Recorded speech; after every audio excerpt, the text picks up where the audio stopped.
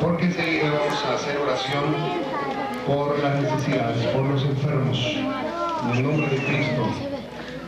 ¿Están listos, hermanos? ¿Tienen su Biblia? Bien, dice: ciertamente llevó Él nuestras enfermedades y sufrió nuestros dolores, y nosotros le tuvimos por azotado, por herido de Dios y abatido. Mas Él herido fue por nuestras rebeliones, molido por nuestros pecados. El castigo de nuestra paz fue sobre Él, y por su llaga fuimos nosotros curados. Amén. Amén, digan todos. Amén. Amén quiere decir así es, así será.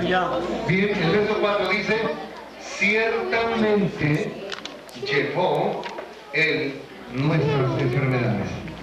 Esta palabra ciertamente que usa el profeta Isaías, el Señor Jesucristo la utilizó en su ministerio cuando dijo: de cierto os digo. Es decir, cuando el Señor quería recalcar una verdad, la confirmaba y decía: en verdad os digo, de cierto os digo. ¿Sí? Esto es una realidad. Eso quería decir el Señor. Por eso cuando dice aquí: ciertamente llevó Él nuestras enfermedades, sufrió nuestros dolores. ¿Por qué sufre enfermedad usted si el Señor ya se la llevó hace casi 2000 años? Ciertamente se la llevó Él, y ciertamente sufrió Él nuestros dolores. Bien.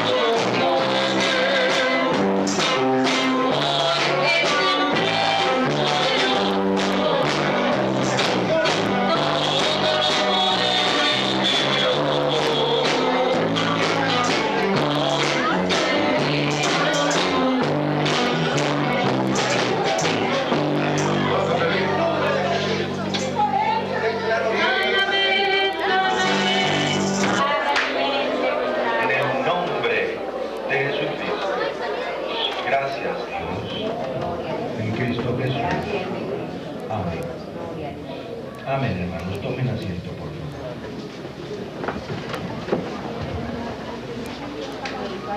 Hermanos, como ya lo decía mi esposa hace rato, el principal objetivo de nuestra venida a estos lugares es recoger a nuestra hija que se nos había quedado aquí, aunque pues aprovechamos para hacer otras cosas también de importancia, al menos para nosotros como familia. El miércoles pasado estuvimos a un lado de Mochis, están invitados el día 20 de febrero del próximo año en la segunda iglesia de Ciudad Obregón. Ahí, hermanos, va a ser la fiesta de bodas. Y pues en una forma muy especial al hermano Samuel estamos invitando, al hermano Jesús Alberto Villegas. Melqui pensó en el hermano para que le cantara un canto con un mariachi. Gloria a Dios. Así que hermano, vaya haciendo planes. Compañía de su esposa para que le dediquen una alabanza, porque nosotros tenemos un video que cada vez que lo vemos, pues mi esposa y yo, pues se remueven los sentimientos cuando cumplimos los 25 años.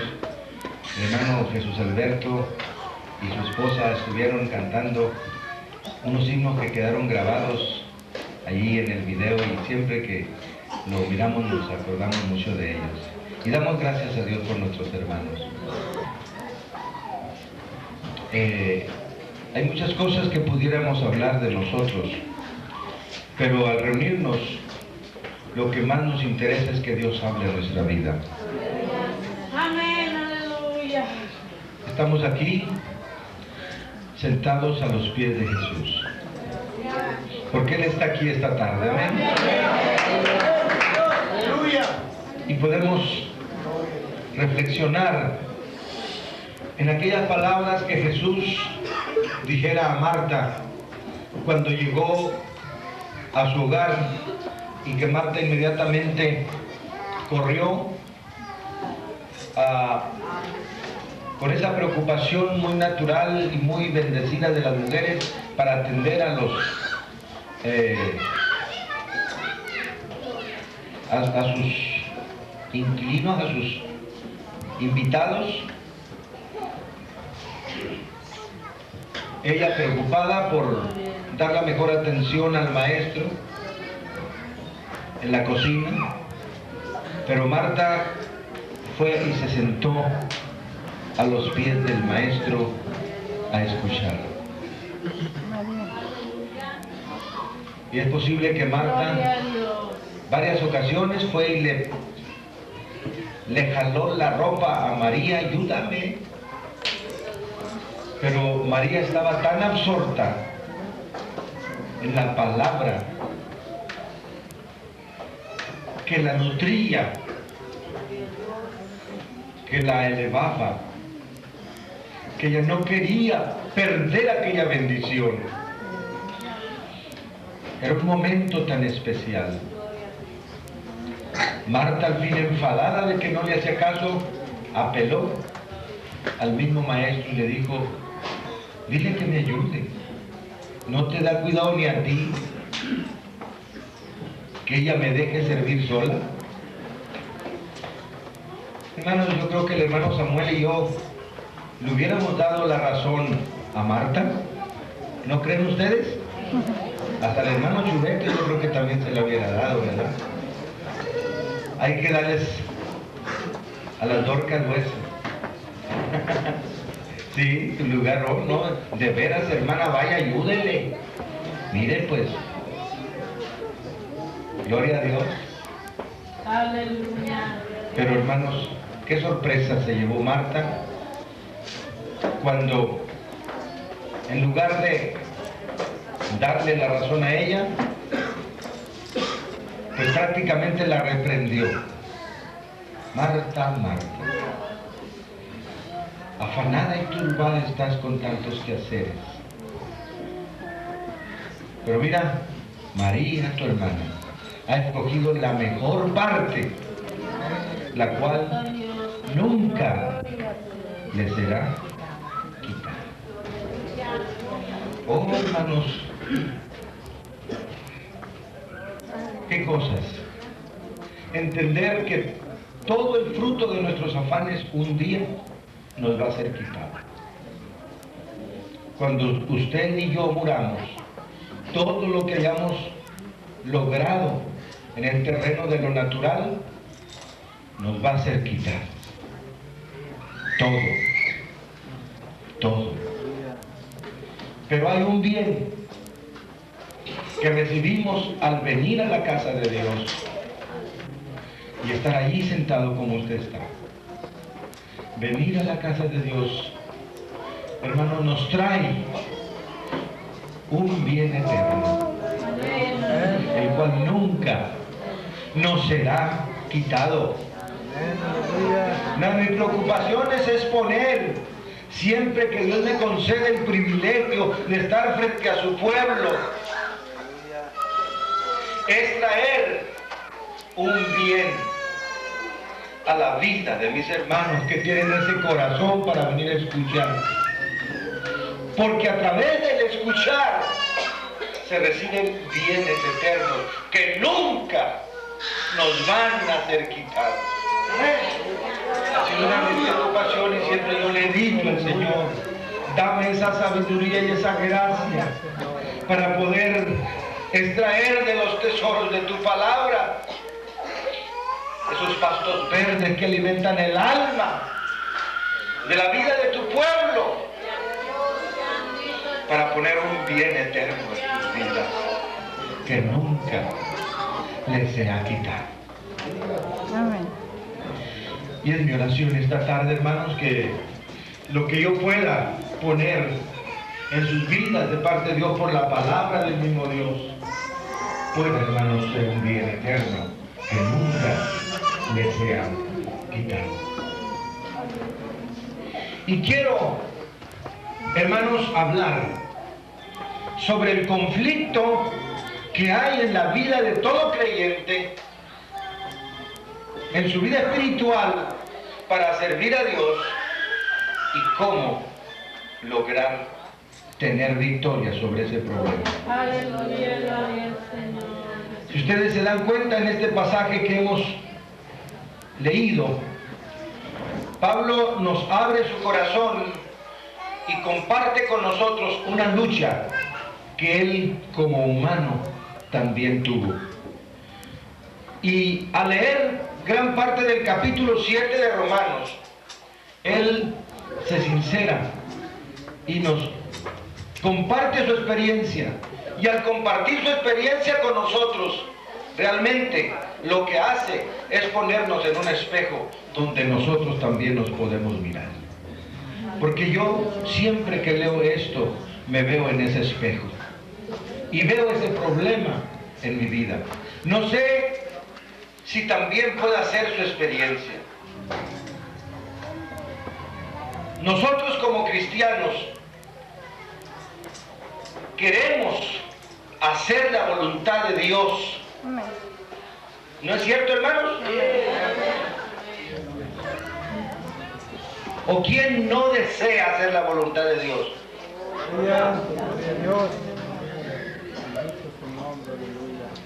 Pero, ¿cuántos de nosotros realmente logramos hacer la voluntad de Dios? ¿Cuántos de nosotros, en lugar de cumplir con Dios, terminamos fallándole a Dios? ¿No es cierto? Usted pueda decir, es que yo soy muy débil. Yo no sé realmente si soy cristiano o no. Bueno, no sé si sea buena noticia para usted esto. Déjeme decirle que no está solo. Aleluya, gloria al Señor. Por lo pronto cuenta con uno más.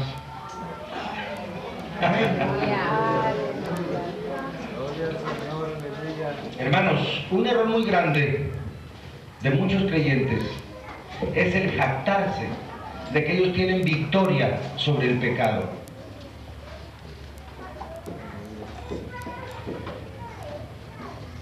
Y hermanos, no quieren aceptar que el pecado todavía sigue en cierta medida enseñoreándose de sus vidas.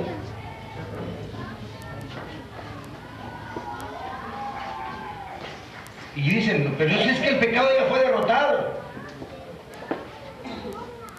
Y sí es cierto.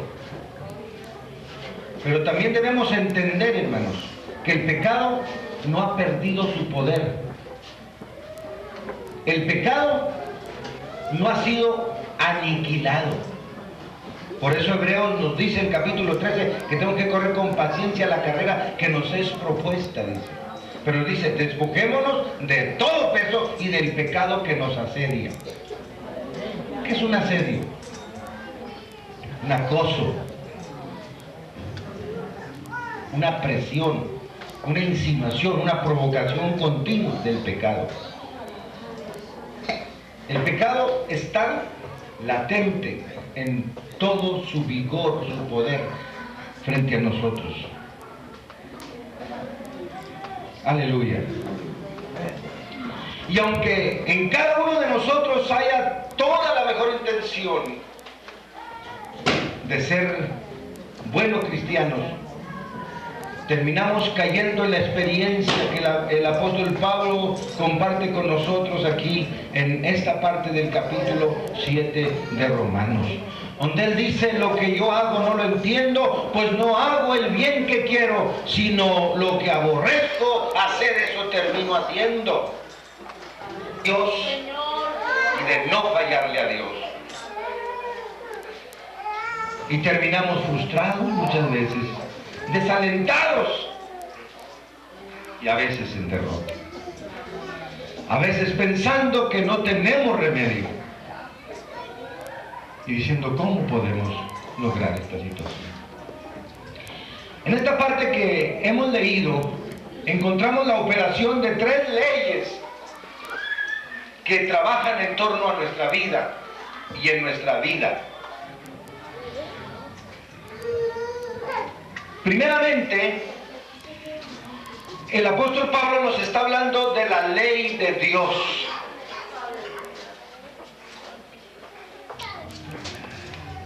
Él dice aquí: me doy cuenta que quiero hacer el bien, pero también encuentro que el mal todavía está latente en mí. En mi interior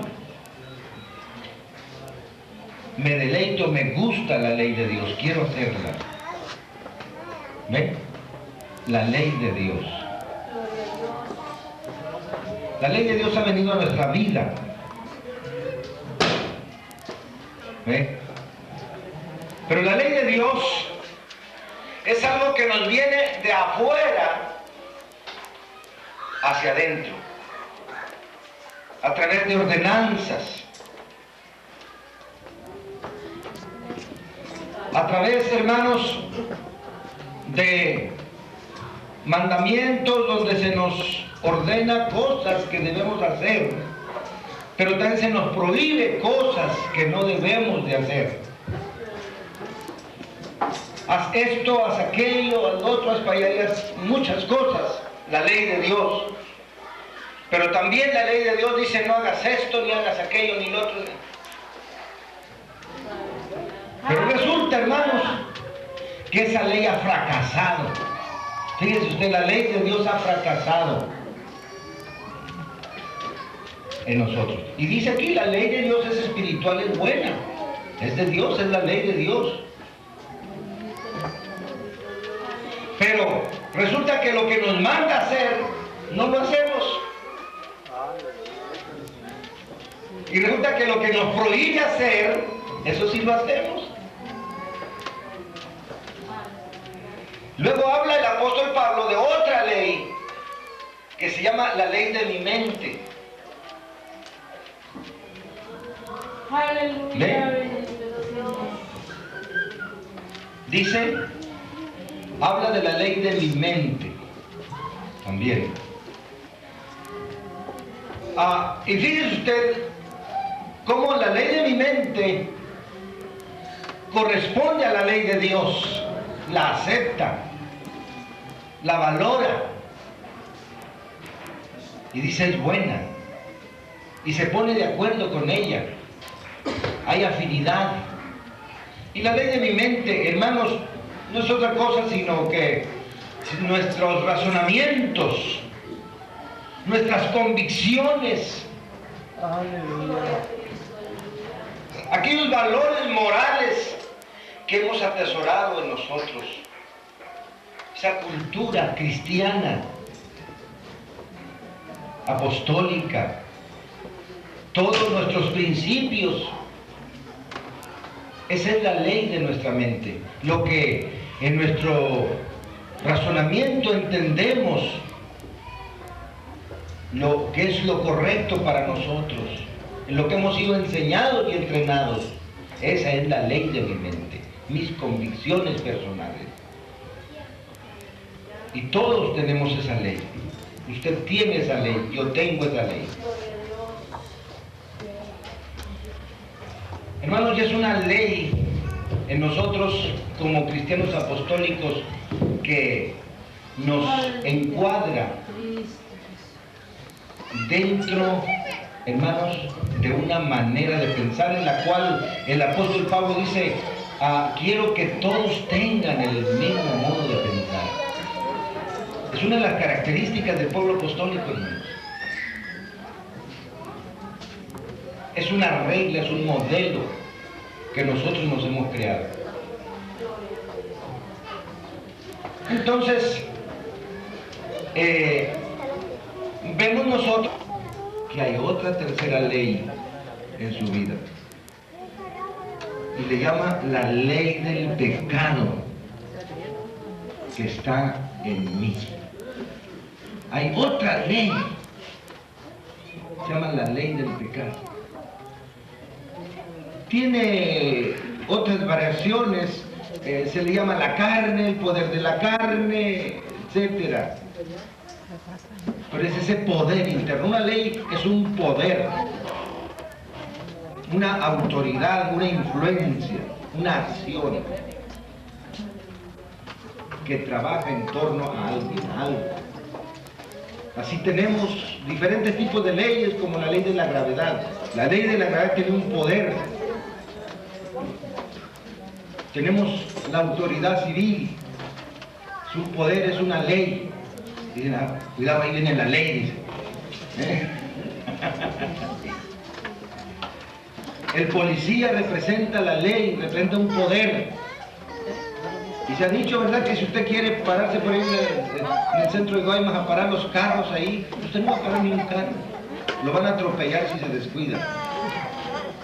Pero usted va y se da de alta en el escuadrón de policía, le ponen su uniforme, su placa y todo, su indumentaria, va y nomás con que levante un dedo un carro por recio que venga, mire el carro se detiene y se queda hasta le retinan las llantas, porque ahora usted ha adquirido un poder que le da la ley.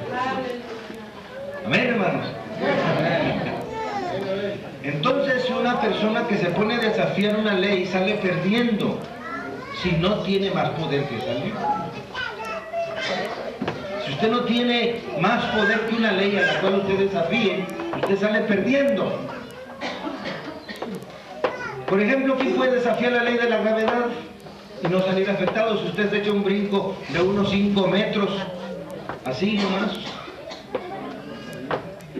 Hermanos, hay una ley de la gravedad donde su peso y todas las condiciones... ¿Me pasa, Cristo, hermano? Usted desafió esa ley y va a quedar todo desquebrajado.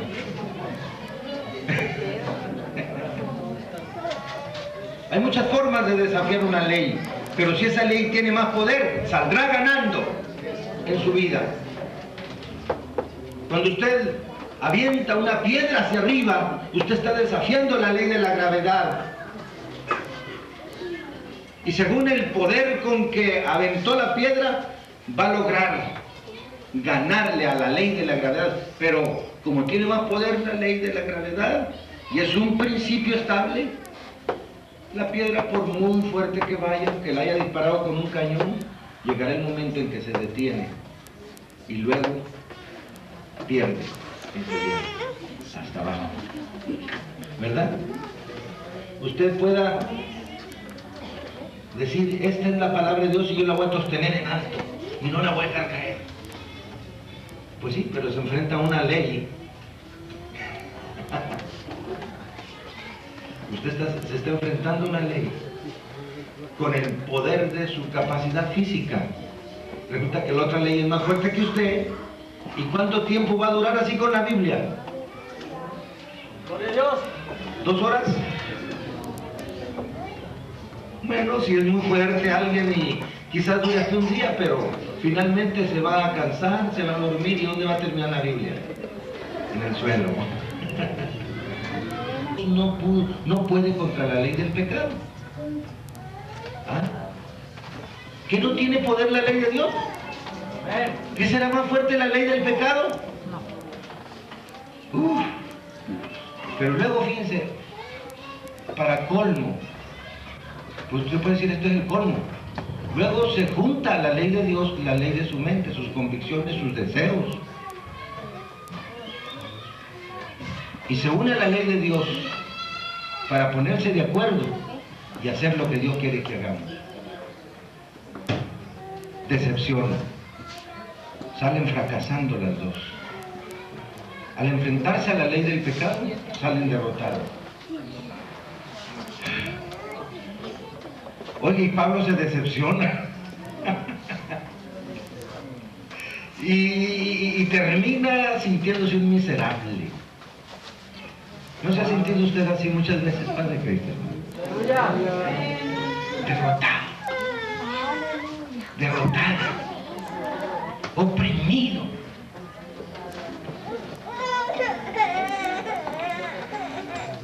Sí, lleno de decepción, hasta de traumas y complejos. Y se ha preguntado, ¿esto es vivir la vida cristiana?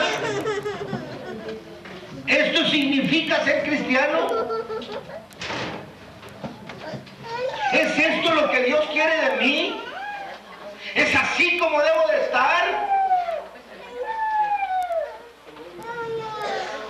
Bueno, pero ¿qué pasa, pues? ¿Será que yo realmente ni me habré convertido a Jesucristo? ¡Aleluya! Y cruzan, hermanos, las dudas, y es ahí donde el diablo empieza, hermanos, a aprovecharse. Precisamente para hacerlo sentirse un miserable y un derrotado.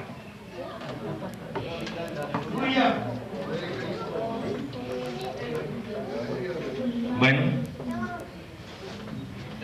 ¿qué hacer? ¿Así la dejamos?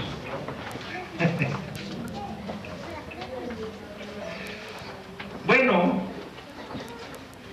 aunque en el verso 24 de Romanos, Pablo exclama, hermanos, esa admiración sobre sí mismo, de sentirse un miserable, y preguntando, ¿quién me librará de este cuerpo de muerte? ¿Quién? Luego él exclama también ahí, gracias doy a Dios por Jesucristo.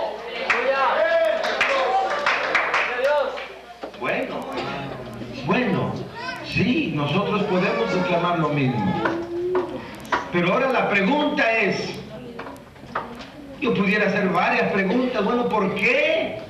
La ley de Dios no me apoya, no me da la fuerza, ¿por qué mi propia capacidad? ¿Por qué? ¿Cómo es que ahora puedo aplicar esa victoria de Jesucristo en mi vida? ¿Cómo? ¿Cómo lo logró Pablo? Hermanos, una de las razones por las cuales la ley de Dios y nuestra propia ley, nuestras propias convicciones, nuestros propios deseos y anhelos de servir a Dios fracasaron, no es porque no tengan el poder ni la fuerza. El problema no está ahora entonces en que la ley no tenga poder. Yo lo que he logrado descubrir en esto, hermanos, es que el problema o la razón del fracaso estuvo en quien se apoya.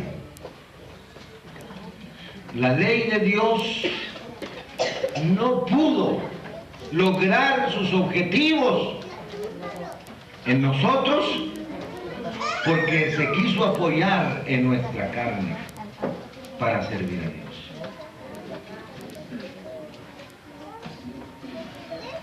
Romanos 8:3, vean lo que dice. Dice, porque lo que era imposible para la ley. ¿Por qué? Por cuanto era débil por la carne. Ahí está, ahí estuvo. Yo he puesto este ejemplo, hermanos. Usted quiere mover una piedra grande. Alguien puso una piedra en el camino muy grande y no lo deja pasar con su vehículo. Usted dice, se baja y dice, pues yo tengo que seguir adelante, tengo que seguir, no puedo regresarme, tengo que seguir, pero esa piedra tengo que moverla. Entonces usted va y le pone el hombro y le pone todos sus kilos que tiene, gloria a Dios, y le empuja y la piedra ni siquiera se mueve. Su carne es débil. Pero luego dijo, ok, una palanca. Con una palanca muevo el mundo, dijo un hombre. Y luego agarró la ley de Dios como palanca. Pero una palanca, para funcionar, necesita un apoyo. Usted sabe eso, ¿verdad? Da la palanca, pero necesita un apoyo para... un punto de apoyo.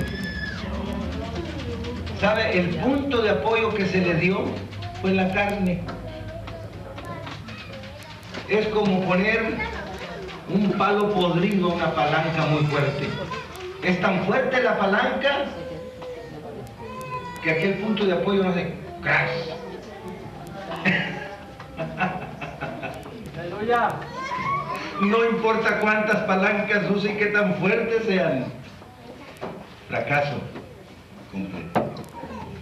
Por eso dice aquí que era imposible para la ley de Dios funcionar en su vida, porque su carne es débil.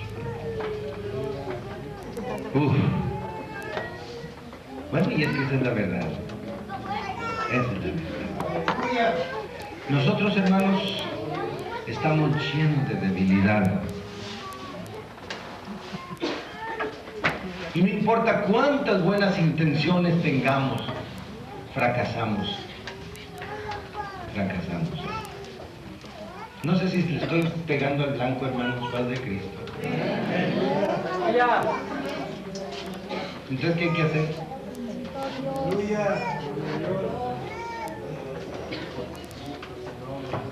Bueno, Dios, hermanos, vino a nuestro auxilio a través de Jesucristo. Dice, hermanos, aquí, por eso Dios envió a su Hijo en semejanza de carne de pecado y a causa del pecado para condenar al pecado en la carne. Cristo, hermanos, venía con un cuerpo de carne semejante al de nosotros. Pero Él no venía por la línea de Adán. Él fue concebido haciendo a un lado la línea de Adán. Adán, hermanos, vendió su carne al pecado y al diablo, a la derrota, y dejó que el diablo se constituyera en el príncipe, en el dueño.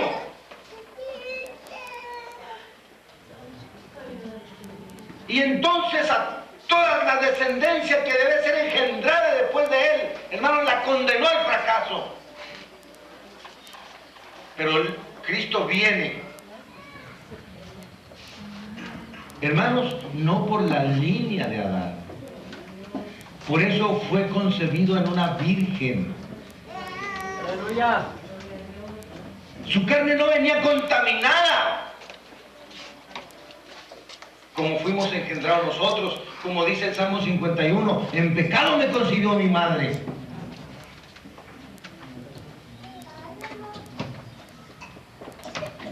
¿Ven ustedes? Y Cristo viene, hermanos, Ven, a ver. engendrado directamente de Dios. Por eso es llamado Hijo de Dios. Y Él, hermanos, viene y condena, no aniquila, pero sí condena al pecado en la carne. Condena la acción del pecado y trae una victoria para nosotros. Para nosotros, hermanos, el sacrificio de Cristo allá en la cruz, hermanos, es algo tan glorioso y tan grande, amados hermanos, porque ahí, no, hermanos, por medio de su sangre tenemos el perdón Aleluya. de todos nuestros pecados. Poderoso es Cristo, aleluya. Porque el pecado recibe una condenación, un juicio en el cuerpo de Jesucristo, que era sin pecado. Y aunque no conoció pecado, por nosotros le fue atribuido pecado, para que ahora nosotros seamos hechos justicia de Dios en él. Ven, amén. Dios. Pero en nuestra conversión a Cristo pasa algo. El apóstol Pedro dice que el bautismo que ahora corresponde nos salva, ¿sí? Ven. Nos salva de la condenación del pecado, porque el pecado ya fue condenado en el sacrificio de Jesucristo. Su acción ahora ya no nos puede condenar. Pero seguimos, hermanos, siendo víctimas.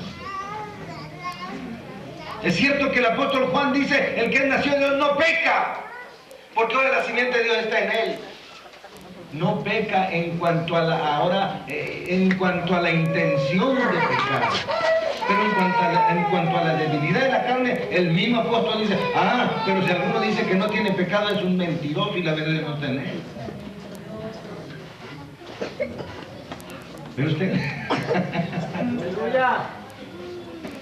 Espiritual y ser un cristiano espiritual, porque en la Biblia se presenta al cristiano carnal y al cristiano espiritual. Entonces el cristiano carnal es aquel que se convirtió a Cristo y tiene el camino de Dios, pero vive según la carne, los pensamientos de su mente, en los deseos de su carne, de su corazón, ¿ven? Y no agrada a Dios.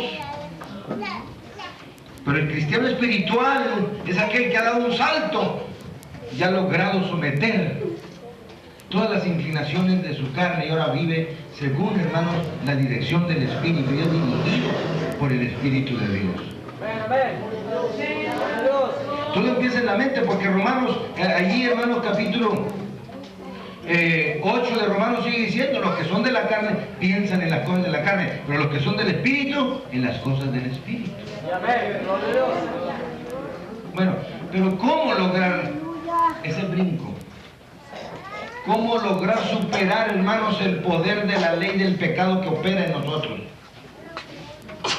Tenemos primero que aceptar que esa ley del pecado tiene poder para operar en nosotros y que nuestra mente, hermanos, es influenciada y provocada a pensar cosas que a veces nos avergonzamos. Nuestros sentimientos son movidos de tal manera que cuántas veces nos sentimos avergonzados de nuestros sentimientos y de las pasiones que a veces, hermanos, bullen en nosotros.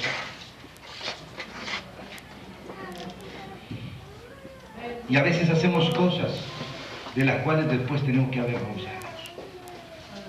Y que a veces para cubrir nuestros errores tenemos que hasta mentir y ponernos una careta y ser hipócritas. Porque eso es lo que significa aparentar lo que no somos. En los Gálatas Pablo dice que no debemos proveer para los deseos de la carne. No proveáis para los deseos de la carne. Vivan según el Espíritu, dice. Porque la carne lucha contra el Espíritu y el Espíritu. Ahora en nosotros hay una guerra. Hay una lucha. dos poderes en nosotros. El pecado opera en nosotros. Tenemos que reconocerlo. Pablo tuvo que reconocerlo. El pecado se opera en mí. ¿Ve? Y hasta lo acusa, dice, pues ya no lo hago yo, dice, porque yo no quiero hacerlo. El pecado que mora en mí, dice. Como que hay otro ser en uno, ¿verdad? Otra naturaleza, ¿no? Ya por el Espíritu. Hermanos, entonces, aquí hay algo importante. ¿Quieren escucharlo? Aquí está el secreto, aquí está la clave. Usted sabe, hermano, cuál es el secreto. Les estuve hablando de la ley de la gravedad y todo eso. Como, hermanos, pues todo lo que se avienta a la atmósfera cae. Hermanos, usted sabe cómo es que un globo se levanta contra la ley de la gravedad y se enseñorea de la ley de la gravedad. Miren. Ustedes saben lo que hacen los globos, ¿verdad? Ellos se levantan y tienen que echarles hasta peso extra, costales de arena para mantener el equilibrio y que no... Bueno, ¿qué hace que el globo se levante?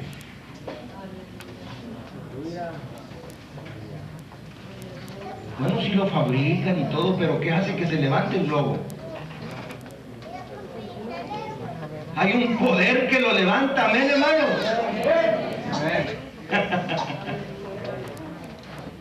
Mire, usted ve esos avionones que pesan toneladas de metal, luego le echan toneladas de gente y de equipaje. Viene 200 y más gentes.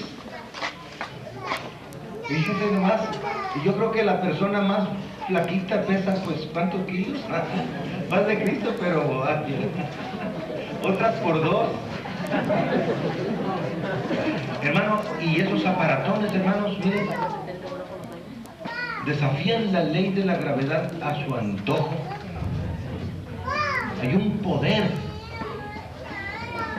que hace que se levanten a su antojo y vuelen a su antojo y caigan a su antojo y desafían y vencen la ley de la gravedad, porque hay siempre una ley mayor que otra ley,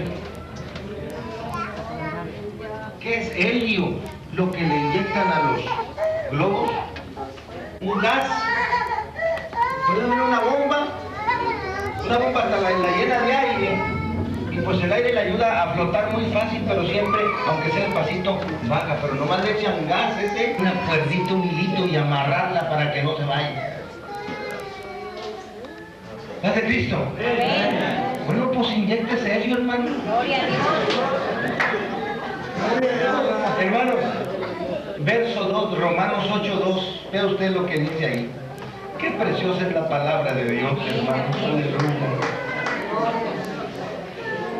Mire, aquí está la representación.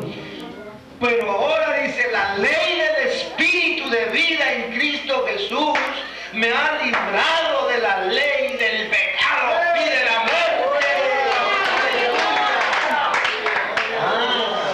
Entonces hay una cuarta ley. Gloria a su nombre, aleluya. ¿Sabe usted que Dios es un Dios de leyes, de principios? Entonces aquí, hermanos, está una cuarta ley que le llama el apóstol la ley del Espíritu de vida. La ley del Espíritu de Dios. Jesús comprendió tan perfectamente esto que a sus discípulos, hermanos, aun cuando les dio toda la doctrina y todo el entrenamiento necesario, no fue suficiente. Por eso les dijo, no salgan de Jerusalén hasta que sean investidos de poder de lo alto. Ustedes han sido bautizados con agua, pero es necesario que sean bautizados en el Espíritu Santo y fuego. Así es. ¿Ve usted? Por eso el mismo apóstol Pablo dice, ya no se embriaguen en las cosas de este mundo, en el vino de este mundo que trae disolución, antes bien sean llenos del Espíritu Santo. Todos tenemos que Aleluya. Gloria a Dios. Por eso el profeta dijo, no es con espada, no es con ejército, no es con fuerza humana, es con el Espíritu de Dios.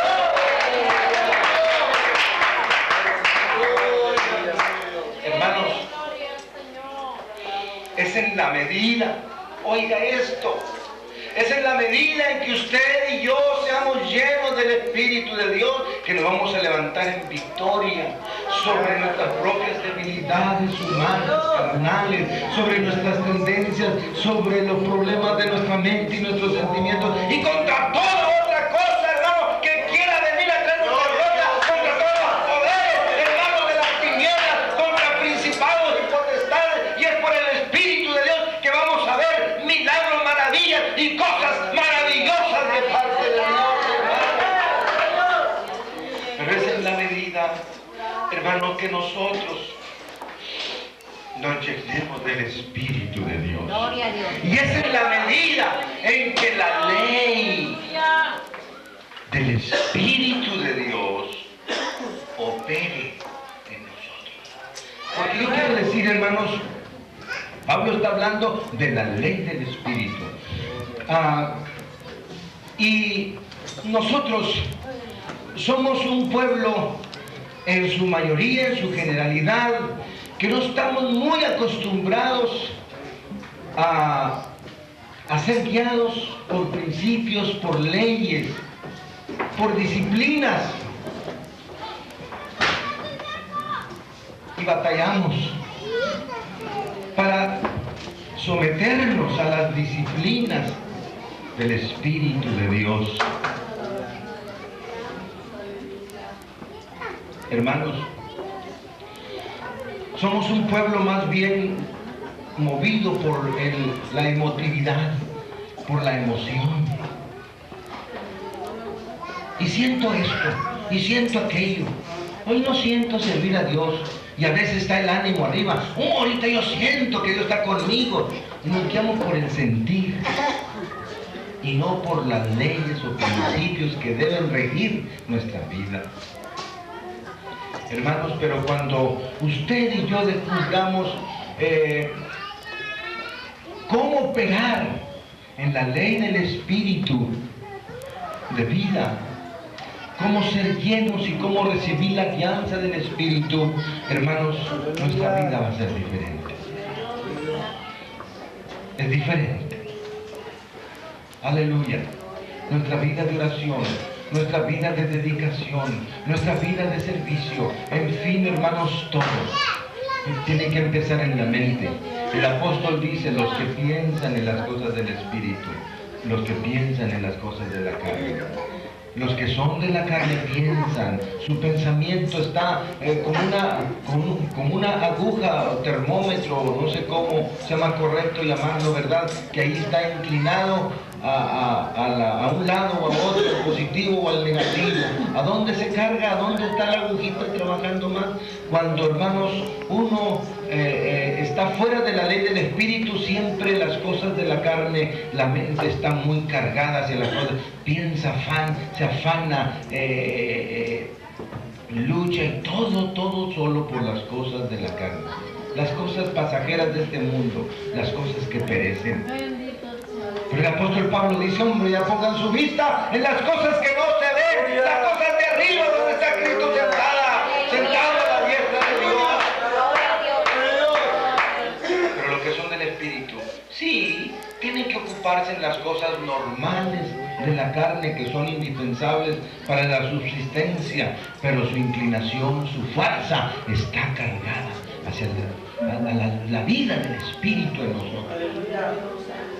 Entonces, en la medida en que nosotros inclinemos nuestra mente y inclinemos nuestra atención, nuestra motivación, nuestro anhelo, en la medida en que nosotros despertemos nuestra hambre y nuestra sed. Por eso Jesús en el último gran día de la fiesta se puso en pie y gritó. Quizás nosotros también por eso tenemos que usar bocinas para que se escuche esto. El que tiene sed, venga a mí, beba. El que cree en mí, como dice la Escritura, de su interior correrán, fluirán ríos de agua viva. Y no dice esto,